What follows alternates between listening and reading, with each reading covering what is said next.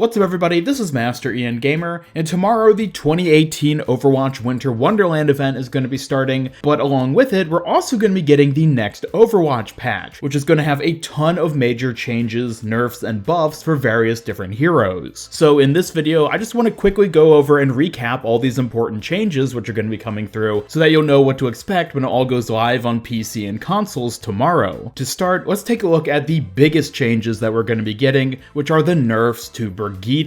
Now, the two primary nerfs that she's going to be getting are both to her shield bash. First, that it no longer travels through barriers, meaning you can't stun a Reinhardt from the front side while his shield is up, and also that the damage of shield bash has been reduced from 50 to 5. Now, I'm sure everyone recalls the great controversy that kind of rose up when we saw these changes, as there are a lot of people that thought these nerfs were going to be too much for her, and there are others that thought they weren't even going to be enough, or that she just flat out deserved them. And really, given that it's only been on the PTR up until now, we haven't been able to get a really good gauge as for how they play out. Personally, I'm actually kind of excited to see what they end up doing. I think they might be a little strong, but in a way I think that's going to be kind of necessary in order to just tone Brigitte down to a level that people can better tolerate, so to say. And then maybe from there Blizzard can fix and tweak her a bit as needed, and if nothing else, then we won't have to worry quite so much about the crowd control in the game. In addition to these two nerfs, there's also a slight buff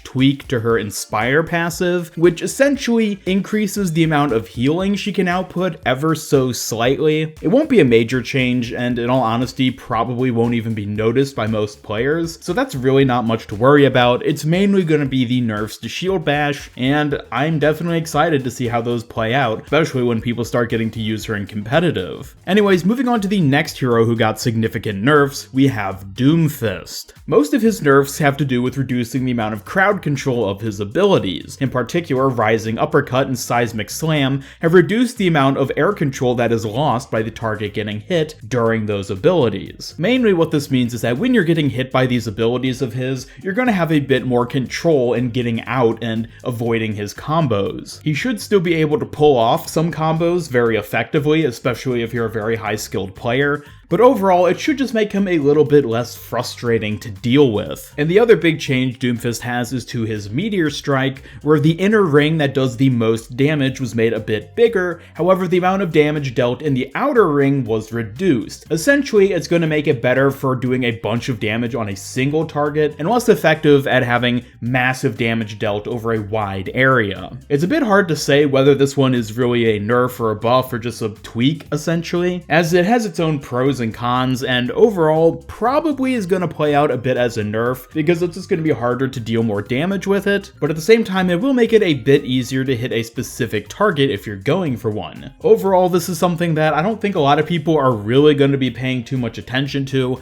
Sure, it's going to change the mechanics of the ultimate, but overall it's not going to have a tremendous impact on the ability itself, or probably even Doomfist playstyle. They're nothing compared to the crowd control nerfs of his other abilities, and if anything's going to end up neutering him in the long run from this patch, it's gonna be those, not the Meteor Strike one. Again, this is something where we're just gonna have to kind of see how it plays out before we know what exactly it ends up doing to him, and of course, if it does somehow end up making him way too weak, which it easily could, depending on how it plays out, then I'm sure Blizzard will find some way to sort of tone him back a bit. Moving on to some of the other smaller changes we're going to be getting, the first one is one that I'm actually quite excited for, which is a minor buff to Bastion. Configuration Recon ammo increased from 25 to 35, and Configuration Sentry weapon spread decreased by up to 33% while firing, which essentially means the longer you hold down the fire button while in Sentry mode, the more focused your shots become, and it becomes much more accurate at hitting a specific target. Now, I've actually been playing quite a bit of Bastion recently in Deathmatch,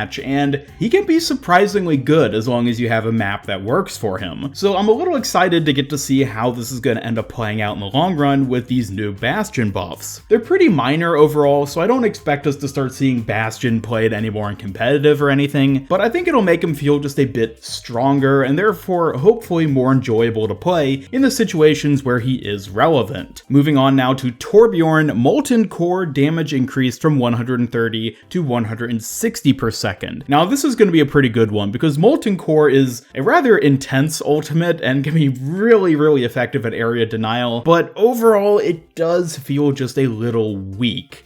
Obviously, it does a lot of damage and you don't want to touch the molten slag, but it's not so damaging that you can't usually get out of the way if you're in a position where you get hit by it, or if you need to like cut through it real quick to get to a better position. And I think this change is going to make it just a little bit more intimidating of an ultimate. It's going to do a little bit more damage and overall just be a bit more threatening. Given that Torbjorn is still in a fairly niche position, even after his rework, I am glad to see that he's getting this slight buff, and I definitely think it will improve him. Next up, we have McCree's Peacekeeper, alternate fire, damage increased from 45 to 55 per shot. So essentially, Fan the Hammer is going to do quite a bit more damage. This is going to make it much easier to pick off someone if you're going for a flashbang Fan the Hammer combo, and overall is actually probably going to make him quite a bit better against tanks. If he gets right up close to a Reinhardt and fans the hammer, he's going to do quite a bit more damage to him, especially since every single shot is likely to hit him. I would not be surprised to see McCree start getting played even more after getting this buff, and overall it's one that I'm definitely interested to see how it plays out, because I could see it possibly becoming frustrating to deal with, but at the same time, especially with the release of Ashe only about a month ago, McCree does kind of need something else to kind of bring him up. Given that Ashe is much more effective at longer ranges, I feel like this McCree buff was given to him as a way to make him even stronger at close range, because McCree and Ashe kind of feel like the long and short range equivalents of the same hero essentially, Ashe being the long range, McCree being the short range. So again, this is a change that I'm very excited to see how it plays out, and it's definitely one that we're going to want to keep an eye on because it could be rather strong in certain situations. And last, we have Soldier 76 Tactical Visor no longer makes Helix rockets auto-target enemies. Now this one may sound a bit like a nerf, but it's actually more of a buff, because the issue with Tactical Visor and Helix rockets